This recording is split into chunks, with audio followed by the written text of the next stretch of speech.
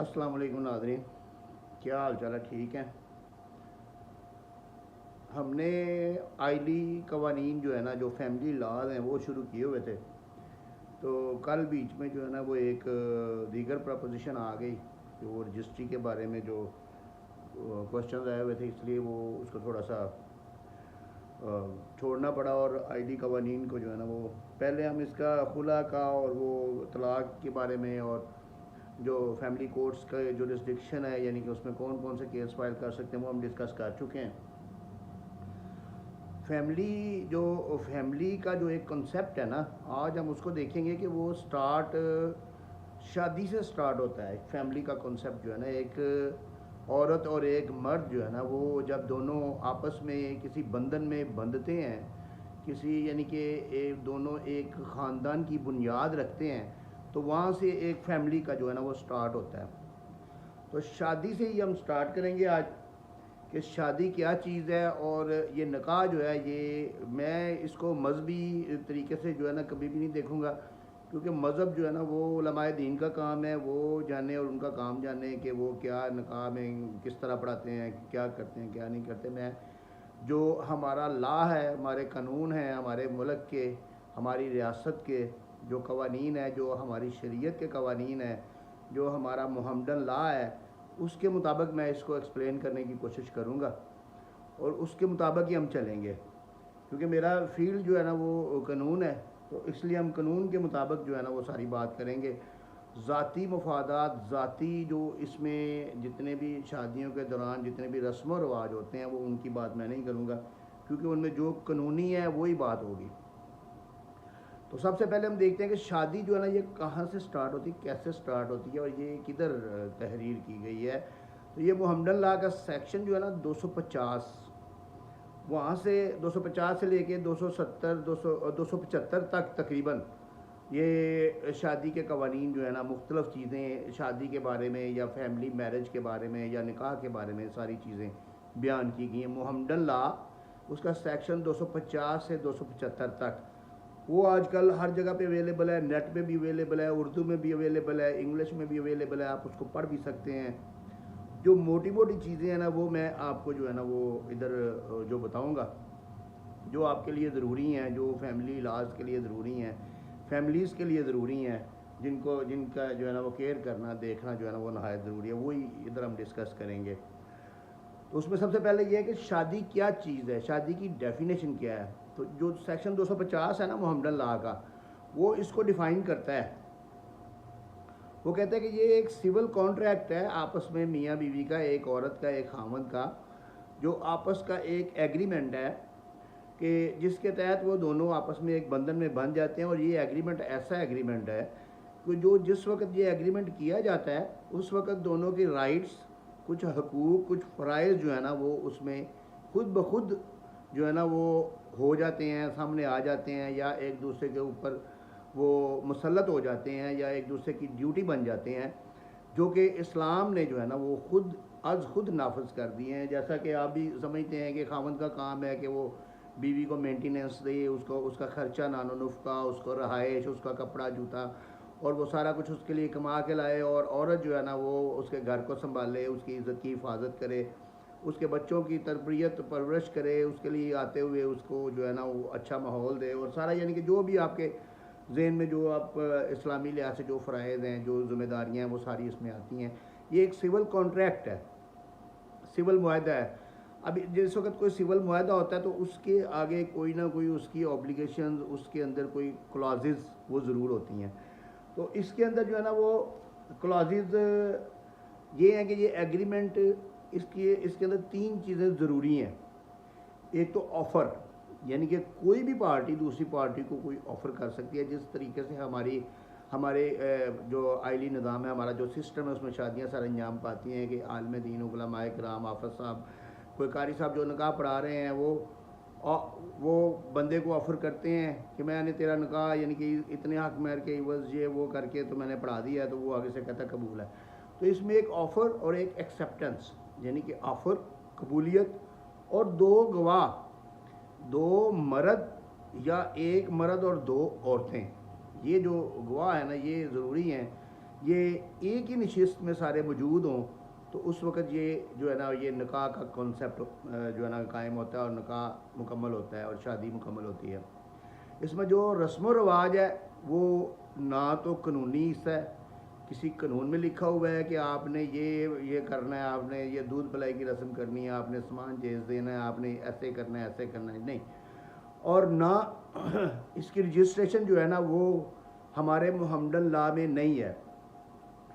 यानी कि इसका इसका जो निकाह है इसकी रजिस्ट्रेशन मुहम्मदन लॉ में नहीं है। हमारे जो शरीयत का कानून है उसमें निकाह की रजिस्ट्रेशन ज़रूरी नहीं है, बल्कि ये जो मुस्लिम फैमिली ऑर्डिनेंस 1961 1961 में जब बना था, उसके जो सेक्शन नंबर 5 है उसमें इसको किया गया कि जो रजिस्टर है ना, जो निकाह जो है ना वो रजिस्टर्ड लाजमी करवाया जाए।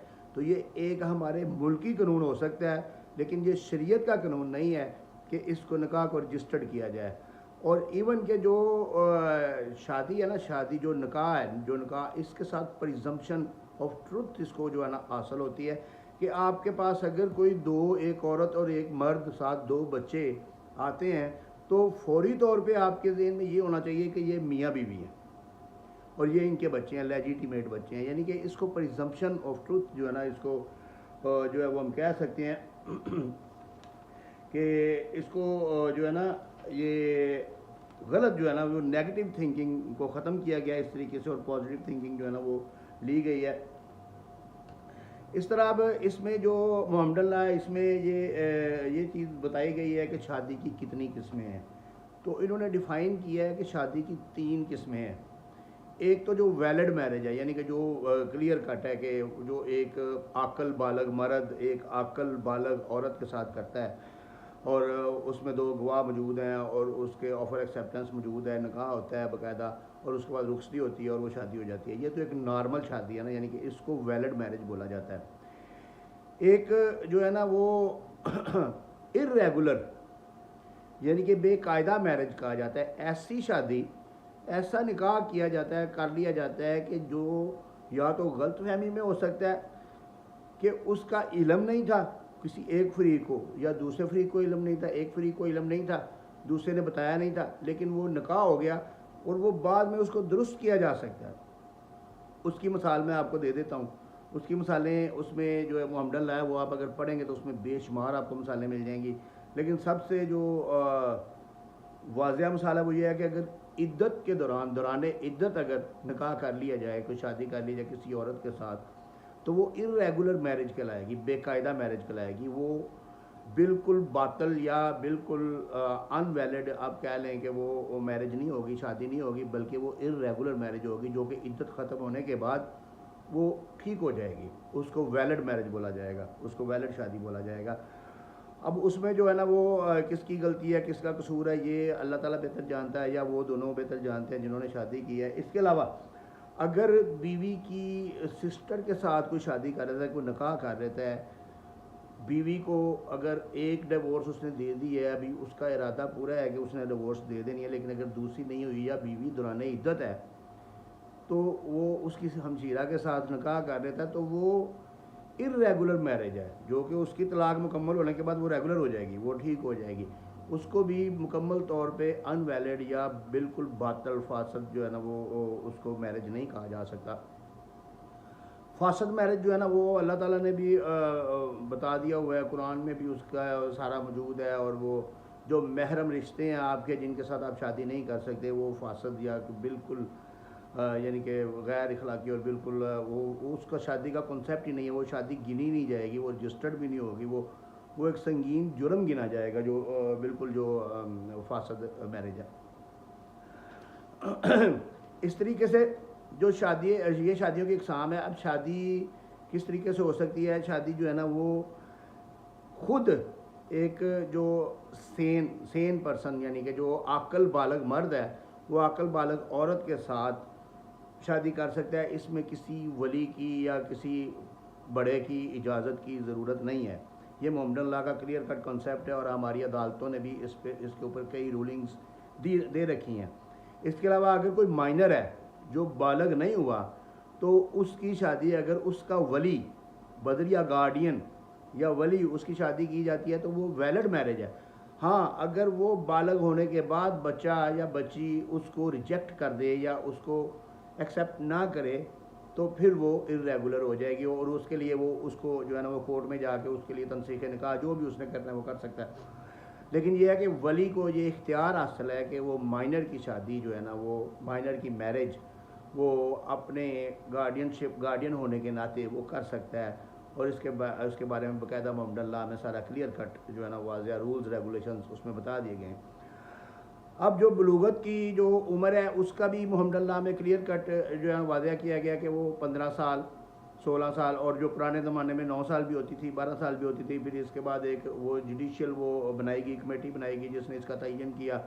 उसके बाद फिर इसका जो है ना मेजॉरिटी एक्ट बना 1975 में शायद, तो वो 1875 में या 1975 में वो मेजॉरिटी एक्ट बना। उसमें भी ये 15 साल या 16 साल इसको अब डिक्लेयर कर दिया गया कि 16 साल के बाद कोई भी लड़की और 18 साल के बाद कोई भी लड़का अपनी मर्ज़ी से जो है ना वो शादी कर सकते हैं। इसके बाद एक कॉन्सेप्ट आता है कोर्ट मैरिज का, जो कि बड़ा ही यानी कि लोगों के जहनों में हवा है कि वो क्या होता है और किस तरीके से कोर्ट मैरिज होती है। कोर्ट मैरिज का हमने नाम रख लिया कि ये कोर्ट मैरिज है, हालांकि कोई कोर्ट पाकिस्तान में ऐसी नहीं है कि जो कोई अदालत के अंदर किसी का निकाह करवाए या किसी की शादी करवाए, या कोई रजिस्ट्रार, कोई सब रजिस्ट्रार, कोई डिप्टी कमिश्नर, कोई एसी, कोई पटवारी, कोई हुकूमत का कोई ऐसा करिंदा, कोई ऑफिसर, कोई वर्कर, कोई मुलाजम कोई ऐसा नहीं है कि जो किसी की कोर्ट मैरिज अपने दफ्तर में करवाए। हाँ, ये वकील जो है ना वकील वो अपने दफ्तर में या कोई भी ऐसी जगह जहाँ पे वो निकाह करवाते हैं लड़की का और लड़के का, और उस वहाँ पे वो उनके दो अपने गवाह हों या उधर से गवाह प्रोड्यूस किए जाएँ जो भी हो, यानी कि वो कानूनी तकाजे पूरे करके मौलवी के थ्रू, मौलाना के थ्रू या निकाह रजिस्ट्रार के थ्रू उसका निकाह करवाया जाता है। उसके बाद कोर्ट में इस्तगासा फ़ाइल किया जाता है कि हमें जो है ना वो लड़की के वालिदैन से जो ख़तरा है, तो उसमें वो इस्तगासा में जाके फिर लड़की अपना बयान रिकॉर्ड करवाती है कि मैंने अपनी मर्ज़ी से शादी की है। फिर उसकी टेस्टेड कॉपियाँ और नकलें शक्लें लेके तो उसको वो कोर्ट मैरिज का नाम दे देते हैं। या फिर ये है कि वो इलीगल हरासमेंट का जो है ना वो पटिशन फाइल की जाती है और उसमें लड़की का बयान हो जाता है। यानी कि मकसद ये होता है कि शादी हो गई उसके बाद डेफिनेटली लड़की के वालिदैन ने कोई एक्शन लेना है, उनके ख़िलाफ़, लड़के के ख़िलाफ़ FIR करवानी है, क्योंकि ये हमारे माशरे में एक गैरत का मसला बन जाता है और ये है भी। और हमारी बेटियों को, हमारी बहनों को चाहिए कि वो अपने वालिदैन के साथ डिस्कस करें। अगर वो उनका कहीं कोई नज़रिया या कहीं कोई ज़हन बनता है तो वो उनके साथ डिस्कस करें। और वालिदैन को चाहिए कि फ़र्स्ट प्रायोरिटी अपनी बेटियों की वो रखें जिधर वो उनका ज़हन है। इसमें कोई हर्ज नहीं है, हमारा इस्लाम भी इस चीज़ की इजाज़त देता है। हम ये है कि वो हमने एक कॉन्सेप्ट जो है ना बड़ा पुराना लिया हुआ है कि नहीं गैरत के नाम पे हमने जो है ना कत्ल कर देना, हमने मार देना, ये बिल्कुल गलत है। हमें ये ख़ानदानी निज़ाम एक तरतीब देना है, इसको बनाना है, इसको चलाना है। तो हमें इसमें हर एक की ख्वाहिश, जिसने ख़ानदानी निज़ाम चलाना है उसकी ख्वाहिश, उसकी प्रायोरिटी को हमें मद्देनज़र रखना चाहिए। तो इसलिए ये ज़रूरी है कि आप सब और मैं भी इंक्लूडिंग मी भी सारे, यानी कि अपने बच्चों को, अपनी बेटियों को, अपनी बहनों को इस तरीके से देखें कि उनकी जो ख्वाहिशात हैं, उनके जो नज़रियात हैं वो हमारे साथ डिस्कस करें, हमें बताएं। उसके बाद फिर हम फैसला भले हमारा हो, हम उसको देखें, उस एंगल से देखें, क्योंकि दुनिया जो है ना वो बाप से ज़्यादा बेटी के लिए कोई भी अजीज़ नहीं होता। तो जिस वक्त ये इस तरह की सिचुएशन होती है, बेटी को कोर्ट मैरिज करती है जाके, तो फिर बाप ने डेफिनेटली वो उसकी FIR करवानी है, उसका पर्चा करवाना है वो लड़के का। तो फिर उसके लिए वो क्या करते हैं कि लड़के वाले जो है ना वो कोर्ट में जाके लड़की का बयान करवाते हैं और इस तरीके से जो है ना उसको कोर्ट मैरिज का नाम रख दिया गया। हालांकि वो कोर्ट मैरिज नहीं होती, वो एक आप कह लें कि वकील के ऑफिस की मैरिज होती है, तो उसको हम कोर्ट मैरिज कह देते हैं। कोर्ट मैरिज का कॉन्सेप्ट यही है कि बस वो किसी जगह पे निकाह करके तो वो कोर्ट में जाके बयान दे देते हैं इस्तगासा में, और इसके अलावा कुछ भी नहीं है। तो ये यहाँ से ये शादी का जो सिस्टम है ना, ये जो मैरिज सिस्टम है, ये जिस वक्त कंप्लीट होती है, इसमें और बड़ी किस्में हैं जो कि अब गैर ज़रूरी हैं। तो जैसे कि अब सुन्नी ला अलहदा है, शिया ला अलहदा है। शिया ला में आगे फिर जो है ना वो किस्में हैं शादी की, सुन्नी ला में आगे किस्में हैं। इसमें जो ज़रूरी है, एक और चीज़ बड़ी ज़रूरी है कि गैर मज़हब के साथ शादी कोई शख्स कर सकता है या नहीं कर सकता। तो उसमें मोहम्मदन ला में उसमें वाक़या लिखा हुआ है कि जो मर्द है ना, मुसलमान मर्द जो है ना, वो ईसाई और यहूदी औरत जो अहले किताब हैं उनके साथ बाकायदा रेगुलर शादी कर सकता है। लेकिन वो आतश परस्त या कोई जो काफर हैं या जो कोई वो पूजा पाठ करने वाले हैं या कोई पत्थरों की पूजा करने वाले हैं, उनके साथ शादी नहीं कर सकता, वो वैलिड नहीं होगी, उनमें से किसी औरत के साथ नहीं कर सकता। और इसी तरह जो मोहम्मदन औरत है यानी मुसलमानों की जो औरत है, वो तो सिर्फ मुसलमान मर्द के साथ कर सकती है, वो अहले किताब के साथ भी नहीं कर सकती। तो ये चीज़ें भी आपको क्लियर होनी चाहिए।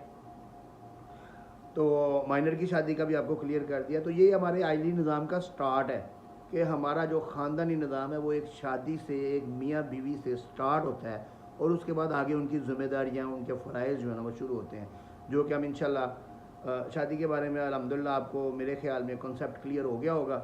इसमें अगर कोई क्वेश्चन आपका होगा कोर्ट मैरिज के बारे में या कोई वैलिड इर्रेगुलर या जो अनवैलिड है, जो बिल्कुल बातल फासद जो शादी है, जो गैर कानूनी है, गैर शरई है, उसके बारे में अगर कोई क्वेश्चन आपका होगा तो कमेंट में दीजिएगा, तो इंशाल्लाह उसका जवाब दूंगा। या मेरे व्हाट्सअप नंबर पे मैसेज कीजिएगा, मैसेज ऑडियो मैसेज किया करें, लिख के ना किया करें, पढ़ा नहीं जाता, सुनना ईजी होता है।